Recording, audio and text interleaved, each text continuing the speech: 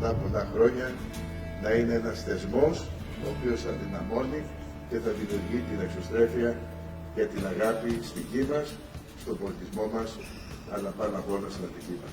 Είναι αυτή η στιγμή που πρέπει να μιλήσουμε με κάποιο τρόπο. Επιλέξαμε ότι αυτός ο τρόπος, μέσα από την τέχνη, μέσα από ένα έθιμο των αρχαίων χρόνων που μιλάει για την καρποφορία της γης, είναι ο καλύτερος.